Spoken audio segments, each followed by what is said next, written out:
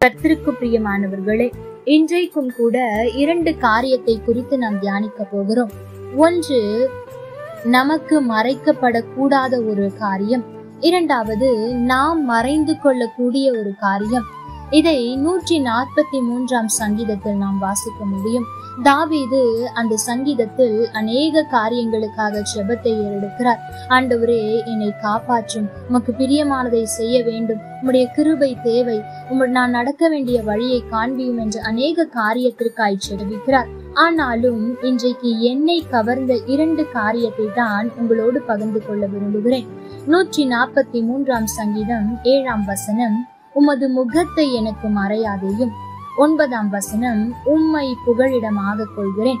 எனக்கு பிரியமான தேவ ஜனமே, அவர் முதலாவது ஜெபிக்கிறார், உமது முகத்தை எனக்கு மறைக்காதேயும் என்று.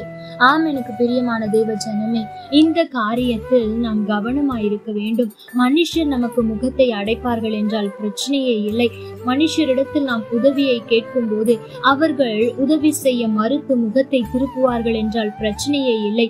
ஏனென்றால் நமக்கு உதவி செய்கிற தேவன் இருக்கிறார். ஆனால் நமக்கு உதவி வருகிற அவர் தம்முடைய முகத்தை நமக்கு மறைப்பார் என்று சொன்னால் அதைவிட மோசமான நிலைமை ஒன்றும் இல்லை. அதை புரிந்து கொண்ட தாவீது தான் சொல்லுகிறார், ஆண்டவரே, உமது முகத்தை மாத்திரம் எனக்கு மறைக்காதேயும் என்று ஜெபிக்கிறார். இரண்டாவது ஒரு காரியம், உம்மை புகழிடமாக கொள்கிறேன் என்று அவர் சொல்லுகிறார். அந்த காரியம் ஆங்கில மொழியாக்கம் NIV வெர்ஷனில் எப்படி இருக்கிறது தெரியுமா? நான் என்னை உம்மில் மறைத்து கொள்ளுகிறேன் என்று. எனக்கு பிரியமான தேவ ஜனமே, இந்த காரியமும் நாம் கடைபிடிக்க வேண்டியது.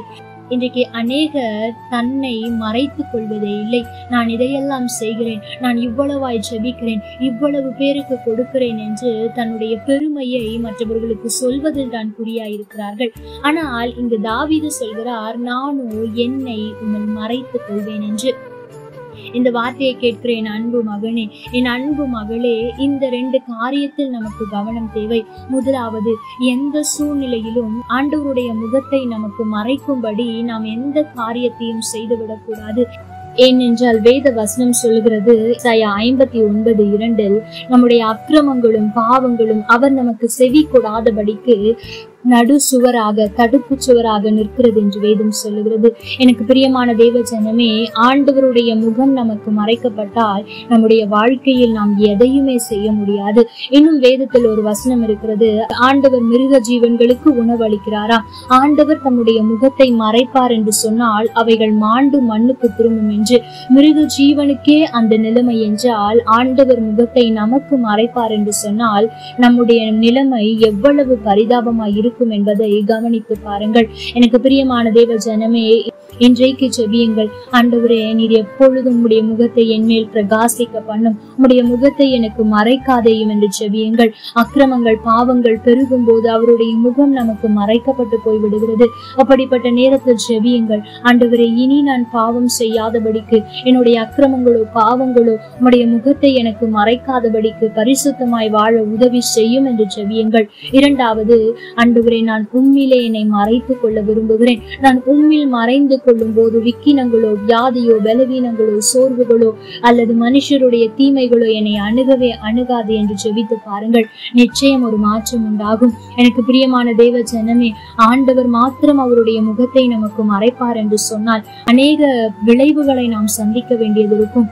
வேதத்தில் அதை நாம் வாசிக்க கூடும். வியாகுலம் நிறைந்த வாழ்க்கையாயிருக்கும். நாம் செய்கிற அக்கிரமத்திற்கான தண்டனை நம்மை நிச்சயமாய் வந்தடையும். ஆனால் ஆண்டவர் அவர் முகத்தை நம்மேல் பிரகாசிப்பார் என்று சொன்னால் நாம் செய்த தவறுகளை கூட மன்னித்து நம்மை ஏற்றுக்கொள்வார். தேவ ஜனமே, இந்த நாளில் இந்த 2 காரியத்தில் கவனமாயிருங்கள். அதிகமாய் ஜெபியுங்கள். ஆண்டவரே, ஒரு இமை பொழுது கூட உம்முடைய முகம் எனக்கு மறைக்கப்படவே கூடாது என்பதில் கவனமாய் ஜெபியுங்கள். இரண்டாவது, என்னை நான் உம்மில் மறைத்துக் கொள்ளுகிறேன் என்று ஜெபியுங்கள். இந்த 2 காரியம் உங்களுடைய வாழ்க்கையில் சரியாய் இருக்கும் என்று சொன்னால் உங்களுடைய வாழ்க்கையில் எந்தெந்த வேளையில் எது நடக்க வேண்டுமோ அது சரியாய் நடக்கும் என்பதில் சந்தேகமில்லை. கர்த்தர் தாமே உங்களோடு கூட இருந்து உங்களை ஆசீர்வதிப்பாராக. ஆமென். லைக் பண்ணுங்க, ஷேர் பண்ணுங்க, கமெண்ட் பண்ணுங்க.